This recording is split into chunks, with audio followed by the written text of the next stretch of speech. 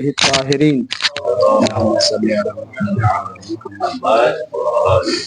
ولعنۃ اللہ علی اعدائهم اجمعین۔ بسم اللہ الرحمن الرحیم۔ روایت امام جعفر صادق علیہ السلام کی، جس کے آخر میں انما یحلل الکلام و یحرم الکلام آیا تھا، اس کلام سے کیا مراد ہے کہ جو حلیت اور حرمت کا سبب بنتا ہے؟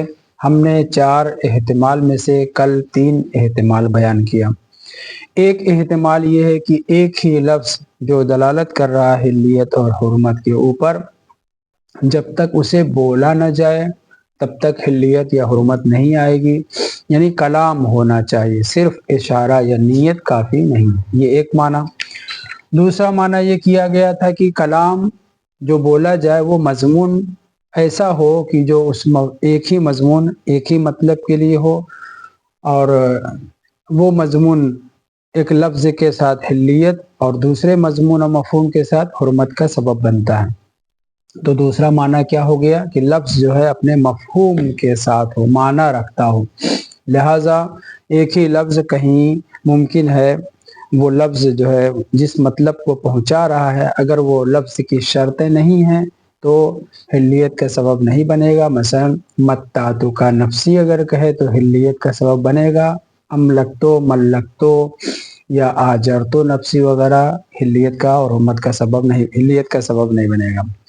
تیسرا معنی جو ہم نے کیا وہ یہ ہے کہ وجود و عدم کلام حلیت یا حرمت کا سبب ہے، یا محل میں وجود اور غیر محل بے معنی جگہ پر کلام کا وجود، یہ حلیت اور حرمت کا سبب بنتا ہے۔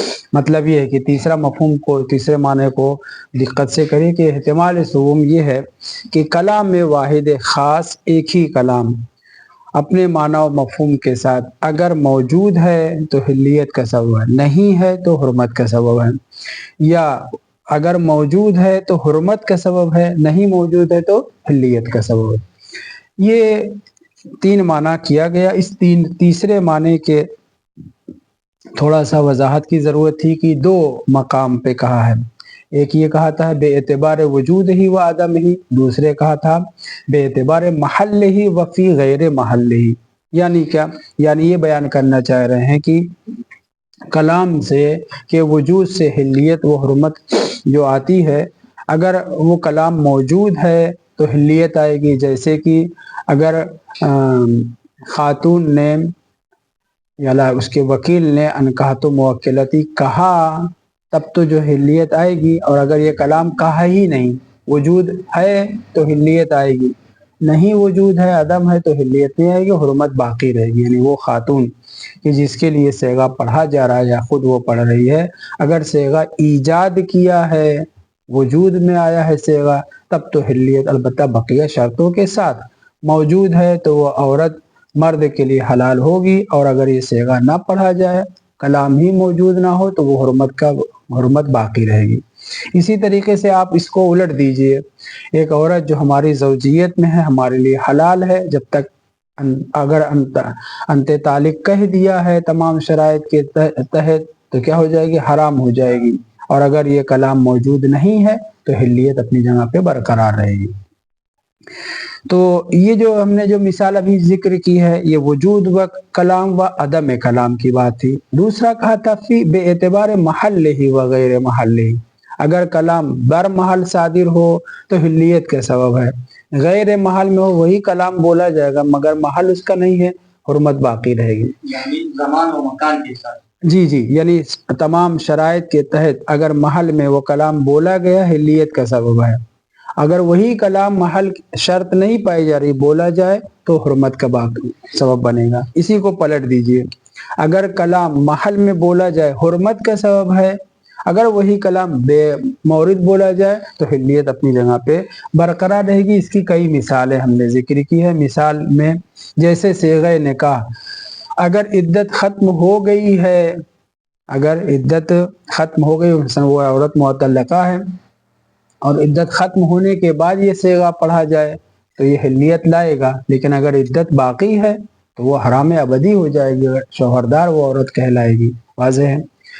تو صیغے کا وجود محل میں ہو وہ اس طرح سے کہ کیا نام ہے وہ عورت مطلقہ تھی، عدت ختم ہو گئی، عدت ختم ہونے کے بعد صیغہ پڑھا جا رہا ہے، حلیت کا سبب بنے گا۔ لیکن اگر عدت ابھی باقی ہے اور وہ صیغہ پڑھا جا رہا ہے تو حرمت کا سبب بنے گا۔ دوسری مثال اسی طرح سے طلاق کی بھی لے لیجئے۔ طلاق اگر حالت حیض میں دیا جا رہا ہے، پڑھا جا رہا ہے، یہ کیا ہوگا؟ صحیح نہیں ہوگا، حرمت کا یعنی صیغہ باقی نہیں ہوگا، وہ زوجیت میں باقی رہے گی۔ اور اگر حیض کا حد ختم ہو چکا ہے، شاہد عادل موجود ہے، بقیہ شرطیں موجود ہیں، تب آپ صیغہ پڑھ رہے ہیں تو اس کے جو ہے حرمت کا سبب بنے گی۔ اس کی تطبیق ہمارے محل میں جو گفتگو ہے چل رہی ہے وہ کس چیز میں؟ وہ اس میں کہ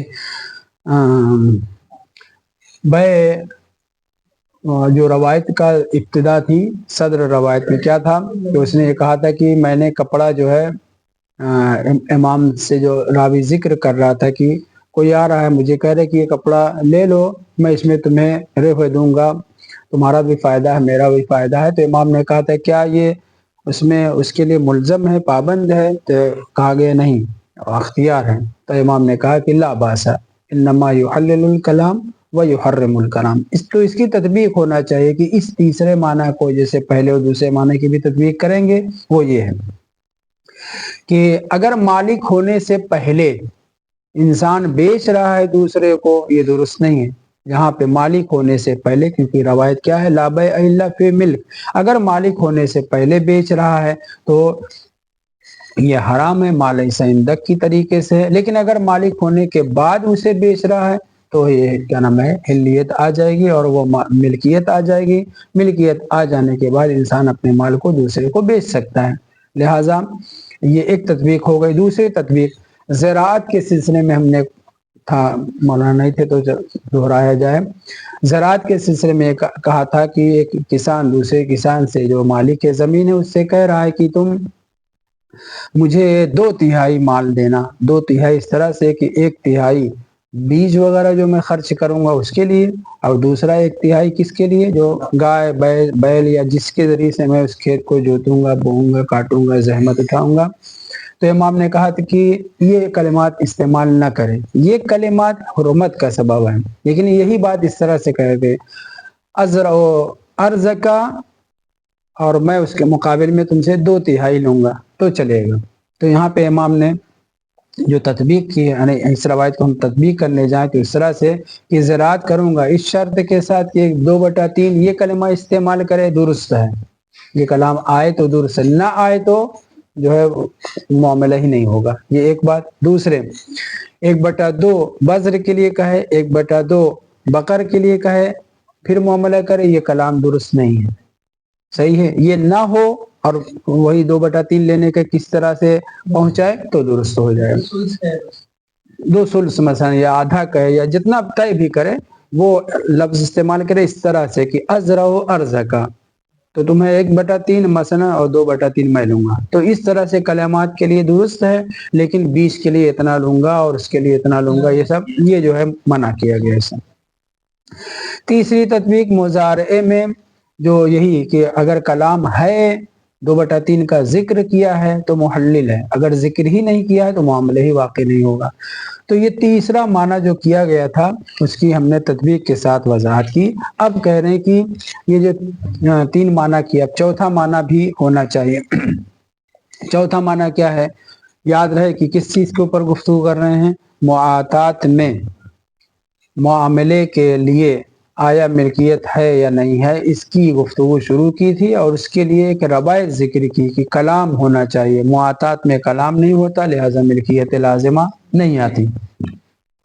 کلام ہونا چاہیے کے لیے یہ روایت مضارعہ ذکر کی گئی، جس کے آخر میں لا باس انما یحلل الکلام ویحرم الکلام آیا ہے۔ اس کلام کے اوپر گفتگو کر رہے ہیں کہ اس کا کیا مطلب ہے، کیونکہ اسی کلام سے بعض لوگوں نے معاطات میں اصلا اباحت التصرف کو بھی ناجائز جانا ہے، اور بعض لوگوں نے اس سے ملکیت سمجھا ہے۔ تو معاطات میں اسی ایک روایت کے فقرے سے کوئی اصلا اباحت التصرف کا بھی قائل نہیں ہے، اس کو بھی حرام جانتا ہے، کیونکہ معاملہ فاسد ہے، باطل ہے، لہٰذا اس میں تصرف نہیں ہو سکتا، نہ ملکیت لازمہ، نہ تصرف۔ اور اسی روایت کے فقرے سے بعض لوگوں نے کہا نہیں، لزوم نہیں آتا ملکیت میں، چونکہ کلام نہیں ہے، کلام ہوتا تو حلیت اور حرمت سمجھ لزوم نہیں آتا، یعنی ملکیت آتی ہے، لہٰذا ضرورت اس بات کی پڑی کہ اس کلام کی وضاحت کی جائے۔ ہم نے 3 معنی، 3 احتمال کہی، 3 احتمال پیش کیا۔ چوتھا احتمال یہ ہے، الرابع ان یراد من الکلام المحلل خصوص المقابلہ والمعاودہ، وہ کلام جو محلل ہے، حرمت کا سبب نہیں بنتا معاطات میں یا کسی معاملے میں، وہ ہے صرف مقابلہ کرنا، صرف بات کرنا، صرف وعدہ وعید کرنا، دوسرے لفظوں میں آپ کہہ دیجئے معاملے کی تمہید باندھنا۔ اگر بیع سے پہلے مقابلہ کر رہے ہیں، قول و قرار کر رہے ہیں، معاودہ کر رہے ہیں، وعدہ وعید کر رہے ہیں، یحلل الکلام، یہ معاملہ آپ کا حلال ہے، یعنی کلام یہ حلال ہے، درست ہے۔ ومن الکلام المحرم، اور جو کلام محرم یا محرم ہے اس سے کیا ہے، ایجاب البیع و ایقاؤہ، یعنی ایقاء البیع، آپ آ جائیں، معاملہ بھی طرف سے ملکیت لی نہیں ہے، سامان خریدا نہیں ہے، اور بیع کرنے سے پہلے آپ آ کر کے ایجاب بیع کریں، ایقاء بیع کریں، انشاء بیع کریں، یہ درست نہیں ہے۔ کیوں؟ اس لیے کہ معاملے میں ضروری ہے کہ آپ کے پاس وہ شے موجود ہو۔ تو کہنے کہ چوتھا معنی یحرم الکلام یحلل الکلام کا یہ ہے کہ اگر صرف بات کی حد تک ہے، ایجاب اور انشاء بیع نہیں کیا ہے، لا حرج، یہ کلام محلل ہے، درست ہے۔ اور اگر ایقاء بیع کر رہے ہیں، ایجاب بیع کر رہے ہیں، انشاء بیع کر رہے ہیں، تو یہ جو ہے حرمت کا سبب بنے گا، یہ چوتھا معنی۔ اب آئیے ان 4 معنوں میں سے کون سا معنی محل گفتگو میں کار آمد ہے، یعنی ہمارے لیے جو ہماری گفتگو چل رہی ہے، یحلل الکلام یحرم الکلام، تو یہ 4 معنی آپ نے 4 احتمال دیے تھے، کون سا احتمال محل بحث میں، مضارع کی بحث میں اور بالخصوص معاطات کی بحث میں، البتہ مضارع سے وارد ہوئے ہیں، کون سا درست ہے؟ ثم ان الظاہر عدم ارادت المعنی الاول، بظاہر ان 4 احتمالات میں سے پہلا احتمال درست نہیں ہے، پہلے احتمال کو ہم رد کرتے ہیں۔ پہلا احتمال کیا تھا؟ کلام ہو، بہت توجہ سنیں، کلام ہو تو حلیت کا سبب ہے، کلام نہ ہو تو حلیت کا سبب نہیں ہوگا، حرام ہو جائے گا۔ یہ اگر اس معنی کو مد نظر رکھیں تو اس کا مطلب یہ ہو گیا کہ شریعت میں حلیت کا سبب صرف الفاظ ہیں، حلیت کا سبب کیا ہیں؟ سارے کے سارے الفاظ ہیں۔ اگر الفاظ نہیں ہیں تو سارے کے سارے جو ہے کیا نام ہے، درست نہیں ہوں گے۔ یہ تو اس سے تخصیص سے اکثر لازم آتا ہے، تخصیص سے اکثر کیا ہے مستحجن اور قبیح ہے، لہٰذا پہلا معنی درست نہیں ہوگا۔ پہلا احتمال ہم نے کیا دیا تھا؟ پہلا احتمال یحلل الکلام یحرم الکلام، کلام ہونا چاہیے، کلام ہو تو حلیت کا سبب ہے، کلام ہو تو حلیت کا سبب نہیں ہے، کلام ہو تو حرمت کا سبب ہے، کلام نہ ہو تو حرمت کا سبب نہیں ہے، جبکہ یہ درست نہیں ہے۔ کیوں؟ اس لیے کہ ارادہ معنی اول لأنہ مع لزوم تخصیص الاکثر، ایک تو اکثر کا تخصیص لازم آتی ہے، کیوں؟ حیث ان ظاہرہ حصر اسباب التحلیل بھی و حصر اسباب تحریم بھی شریعت میں فی اللفظ۔ آپ اس سے یہ بتانا چاہ رہے ہیں انما کے ذریعے سے کہ دیکھو حصر آیا ہے، حلیت کا سبب صرف کلام ہے، حرمت کا سبب بھی صرف کلام ہے، ہر جگہ ہر وہ چیز جو حلال ہے اس میں کلام ہو تب حلال ہوگی، ہر جگہ جو چیز حرام ہے جو اس میں کلام ہو تب حرام ہوگی، جبکہ ایسا نہیں ہے۔ نہ جانے کتنے ایسے معاملات ہیں کہ جہاں پہ کلام نہ ہونے کے باوجود حلال ہو جائے، مثلا یہی عصیر عنبی، اگر آپ اس کو غلیان دیں تو کیا ہوگا؟ جب کھول جائے گا نشہ اس کے اندر پیدا ہو جائے گا، حرام ہو جائے گا، یہاں پہ کوئی لفظ نہیں۔ اور اگر پھر اس کے بعد اس کو جلانا شروع کریں، پکانا شروع کریں یہاں تک کہ 2/3 ختم ہو جائے، خود بخود کیا ہو جائے گا؟ سرکہ بن جائے گا، حلال ہو جائے گا۔ تو اسی طریقے سے بہت سے امور ایسے ہیں کہ جس میں حلیت اور حرمت، اسی لیے تخصیص سے اکثر کہا، اور دونوں پہلو لے کر کے چل رہے ہیں، حلیت کا سبب بھی لفظ میں منحصر اور حرمت کا سبب بھی لفظ میں منحصر، یہ تخصیص سے اکثر لازم آتا ہے، لہٰذا یہ درست نہیں ہے۔ خوب، تو ایک تو مع لزوم تخصیص اکثر، ہم نے اس پہلے معنی کو قبول کیوں نہیں کیا؟ کیونکہ اس سے نہ جانے کتنے معاملات حلیت کے دائرے سے بھی اور حرمت کے دائرے سے نکل جاتے ہیں۔ یوجب عدم، دوسری بات یہ کہ ثم ان ظاہر عدم ارادۃ المعنی الاول لانه مع لزوم تخصیص اکثر، پھر بیچ میں اس کی وضاحت کرنے لگے تھے، یہ ہے نقطہ، یوجب عدم ارتباط له فی الحکم المذکور فی الخبر، اوپر جو روایت میں ذکر ہوا ہے وہ روایت میں کیا ہے کہ راوی امام سے آ کر کے، چھٹے امام سے کیا کہہ رہا تھا کہ مولا میرے پاس آ کر کے کوئی یہ کہتا ہے کہ، یہ کون سی روایت تھی؟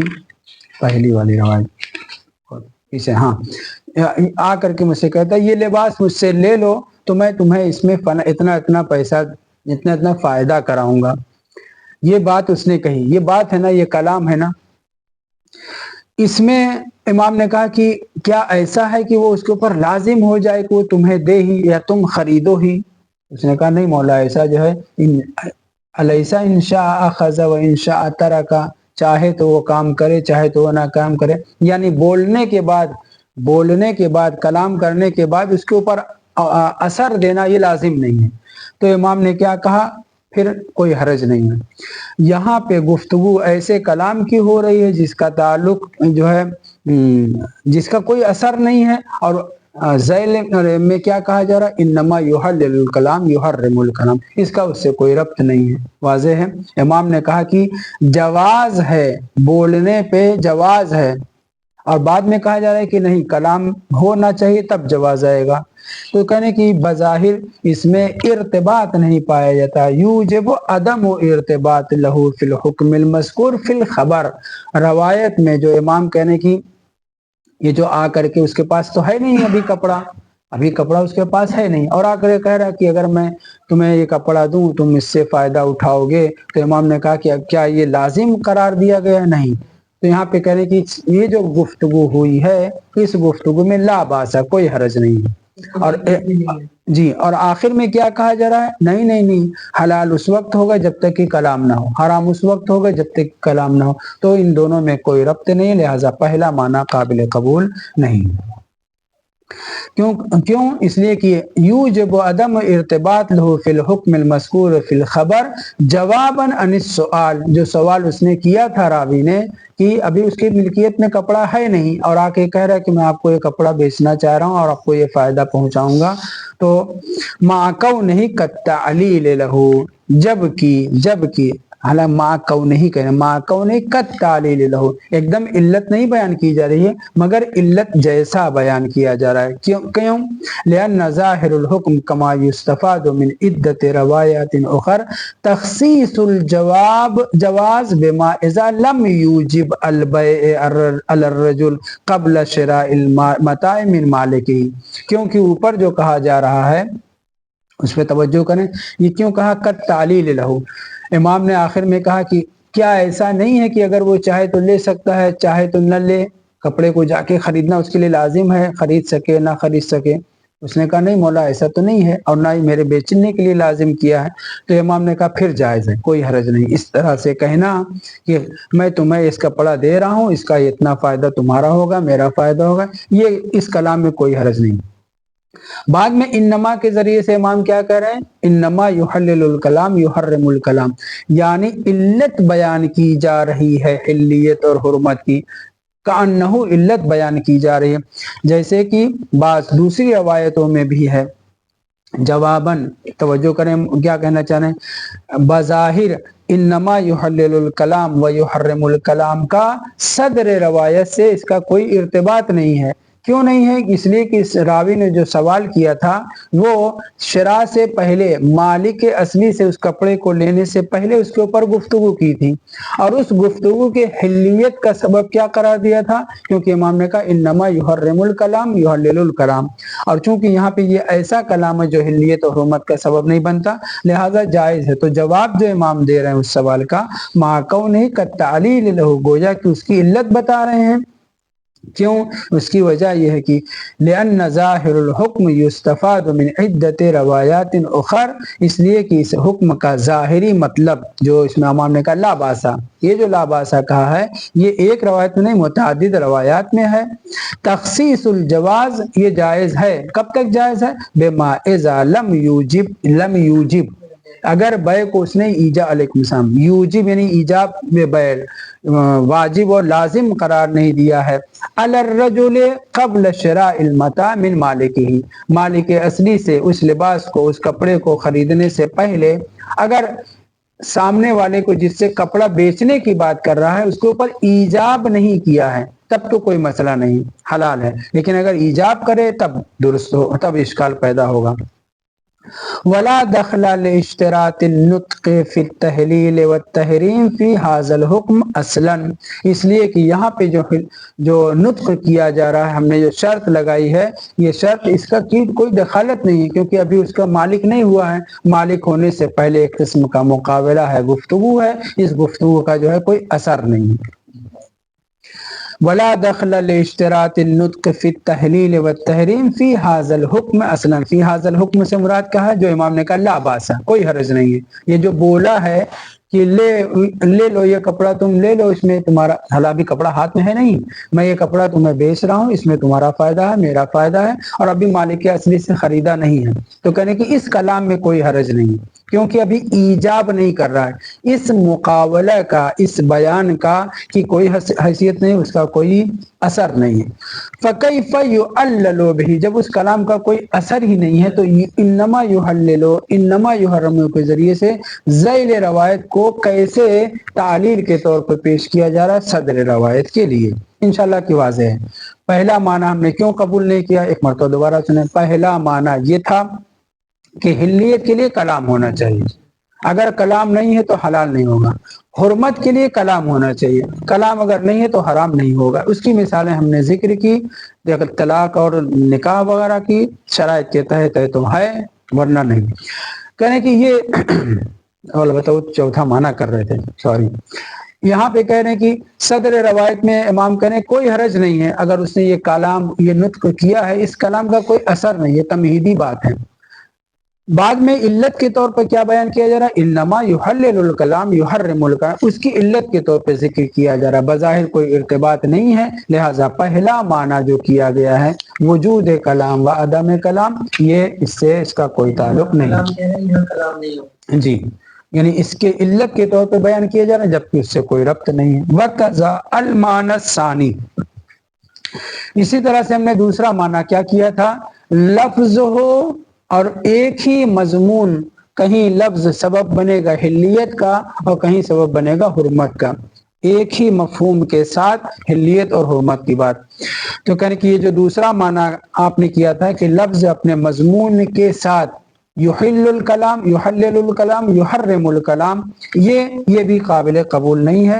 اذ لیس ہنا مطلب واحد حتی یکون التعدیۃ بمضمون محللا و بمضمون آخر بآخرین و بمضمون آخر محرما، یہاں دو مطلب ہے، ایک ہے بیع اور ایک ہے مقابلہ، ایک ہے صرف گفتگو اور ایک ہے جو ہے بیع کا لازم وغیرہ ہونا۔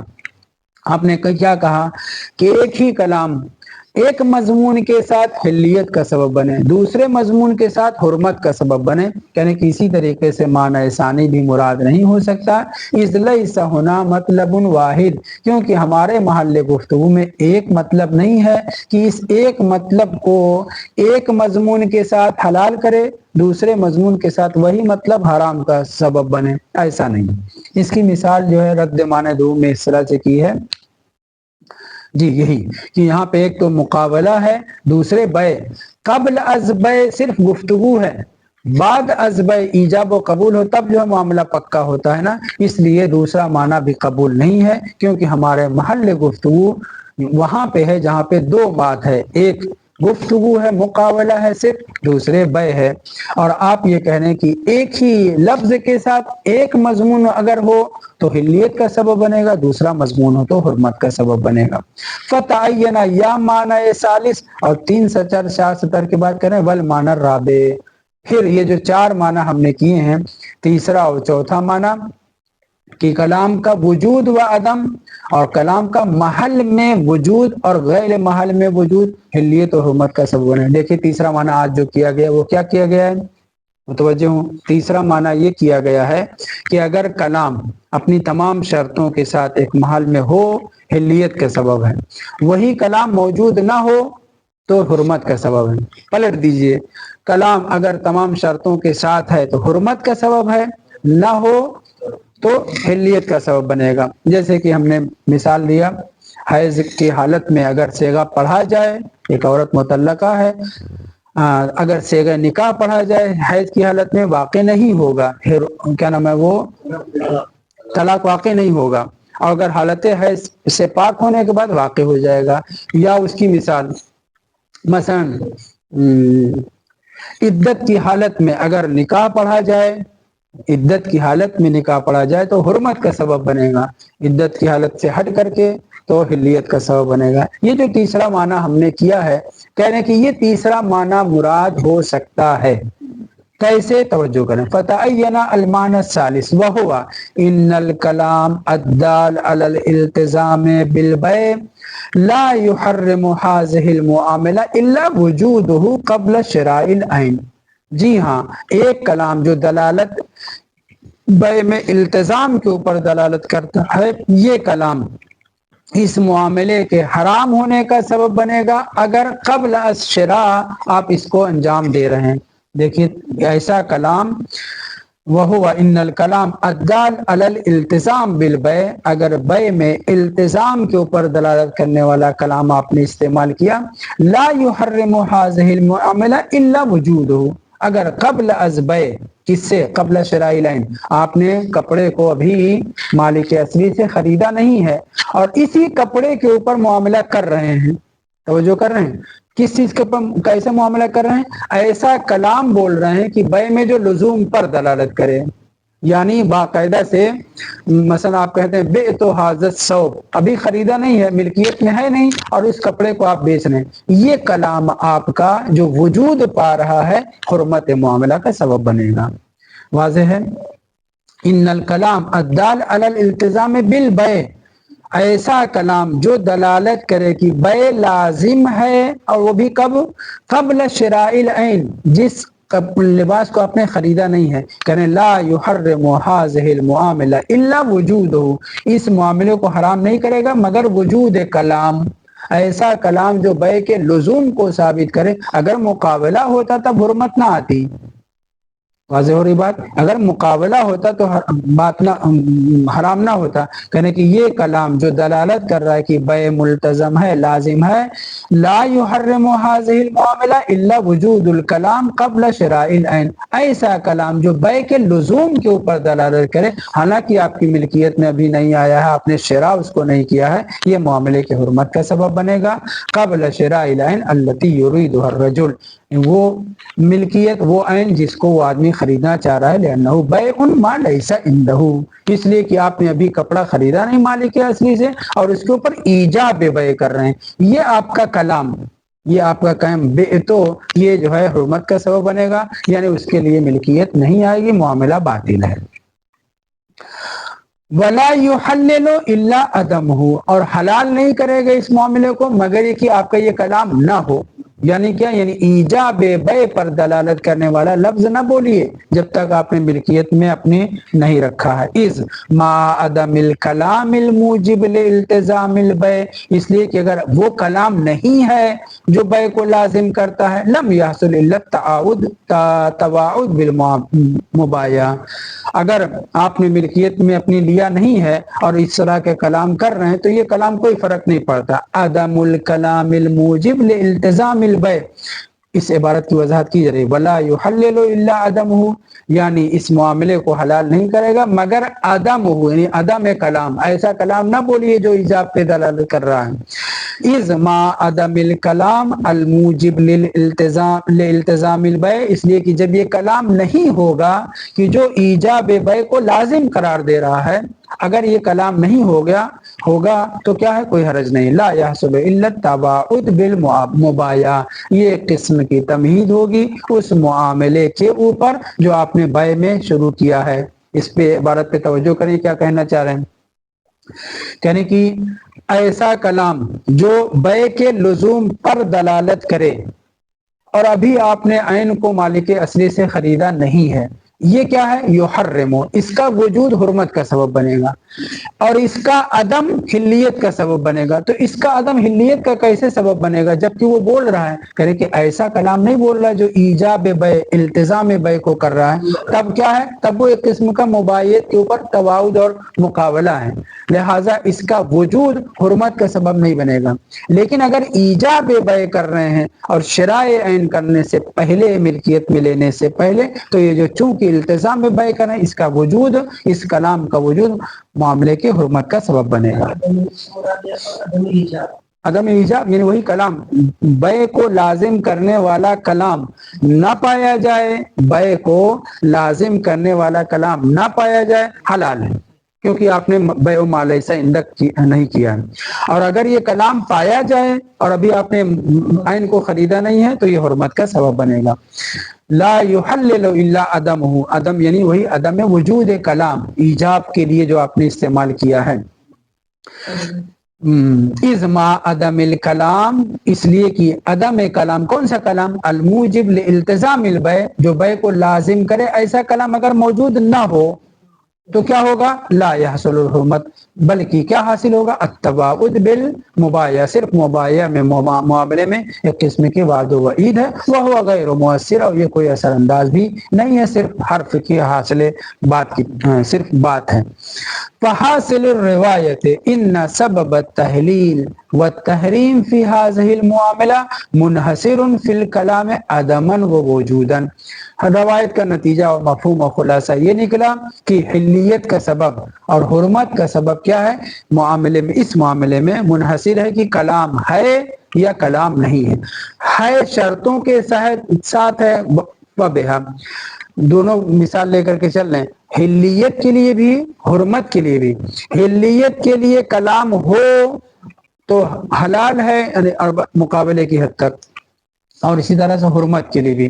تو حاصل روایت، خلاصے کلام جو یحلل الکلام اور یحرم الکلام ذکر کیا گیا ہے، اس میں یہ بتایا جا رہا ہے کہ حلیت کا سبب اور حرمت کا سبب اس معاملے میں منحصر ہے کلام میں۔ کلام ہے تو حلال، کلام نہیں ہے تو حرام۔ اسی کو پلٹ دیجئے، کلام ہے تو حرام اور اگر نہیں ہے تو حلال، یہ نتیجہ نکلا۔ لہذا تیسرا معنی قابل قبول ہو سکتا ہے، اور تیسرا معنی ہم نے یہ کہا کہ کلام کا وجود اور عدم اگر مقابلے کی حد تک ہے کوئی مسئلہ نہیں ہے، لیکن اگر علت کے طور پہ بیان کیا جا رہا ہے اور شراء سے پہلے تو وہ حرمت کا سبب بنے گا۔ چوتھا معنی کیا تھا؟ وہی مقابلہ، الرابع والمعنی الرابع، یعنی فتعین، ادھر جو پڑھا فتعین المعنی الثالث والمعنی الرابع، چوتھا معنی بھی انما یحلل الکلام و یحرم الکلام سے ہو سکتا ہے، وہو ان المقابلہ والمرازات، صرف بات، صرف رضایت مشتری کے ساتھ مع المشتری الثانی قبل اشتراء العین من مشتری اول۔ ابھی ہم لباس کو خرید کر کے نہیں لائے ہیں مشتری اول سے، مالک اول سے ہم خرید کر کے نہیں لائے ہیں، صحیح، اور سامنے والے زید کو جو مشتری ثانی ہے، میں مشتری اول کہلاؤں گا، ابھی خریدا نہیں میں نے، ایک مرتبہ توجہ سنیں، میں مشتری اول کہلاؤں گا، ابھی مالک اصلی سے خریدا نہیں ہے۔ ثانی جس کو میں بیچ رہا ہوں وہ مشتری ثانی کہلائے گا۔ مشتری ثانی سے گفتگو کرنا، رضایت اس کی لینا، قول و قرار کرنا بیچنے سے پہلے کہ یہ جو کلمات کر رہے ہیں کوئی حرج نہیں ہے۔ یہاں پہ کہنے کی وہو ان المقاولہ والمرازات، رضایت طرفینی حاصل کرنا، مقابلہ کرنا، مع المشتری ثانی، جس کو میں کپڑا بیچنا چاہ رہا ہوں ابھی میں نے خود خریدا نہیں ہے، یعنی لیا نہیں ہے، قبل اشتراء العین، عین کو خریدنے سے پہلے یہ میرا گفتگو کرنا، یہ میرا رضایت مشتری ثانی سے حاصل کرنا، محلل للمعاملۃ، معاملے کو حلال کرتا ہے، کیونکہ میں نے ایسا نہیں کیا کہ لا بیع الا فی الملک کر رہا ہوں، نہیں، ابھی میں صرف اس سے رضایت لے رہا ہوں، اس سے مقابلہ کر رہا ہوں۔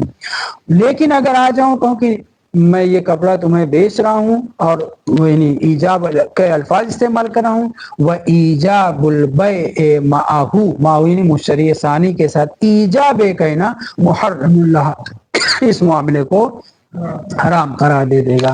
کیوں؟ اس لیے کہ آپ کی ملکیت میں بھی آیا نہیں ہے، بات کی حد تک، رضایت کی حد تک تو صحیح تھا۔ تو چوتھا معنی ہم نے کیا کیا تھا؟ چوتھا معنی یہ کیا تھا کہ کلام اگر موجود ہے حلیت کا سبب ہے، وہی کلام موجود نہیں ہے حرمت کا سبب ہے۔ کلام اگر موجود ہے شرطوں کے ساتھ حرمت کا سبب ہے، کلام اگر موجود نہیں ہے تو حلیت کا سبب ہے۔ یہاں پہ بھی یہی بات ہے، مشتری ثانی سے کلام میں کر رہا ہوں، ایجاب نہیں کر رہا ہوں، کلام کر رہا ہوں، حلیت کا سبب ہے۔ نہیں کلام کر رہا ہوں تو معاملہ ہی نہیں ہوگا، کلام کر رہا ہوں تو حلیت کا سبب ہے۔ اگر ایجاب کر رہا ہوں تو یہ جو ہے حرمت کا سبب بن جائے گا، کیونکہ میں نے مشتری اول سے خریدا نہیں۔ وَعَلَىٰ كِلَا الْمَعْنَيَيْنِ، چاہے دوسرا تیسرا معنی اور چاہے یہ چوتھا معنی ہو، يَسْقُطُ الْخَبَرْ عَنِ الدَّلَالَةِ عَلَىٰ اعْتِبَارِ الْكَلَامِ فِي التَّحْلِيلِ كَمَا هُوَ الْمَقْصُودُ فِي مَسْأَلَةِ الْمُعَاطَاةِ۔ بہرحال دونوں معنی، چاہے تیسرا معنی چاہے چوتھا معنی ہو، معاطات میں یہ بحث جو ہماری ہے اس سے خارج ہے۔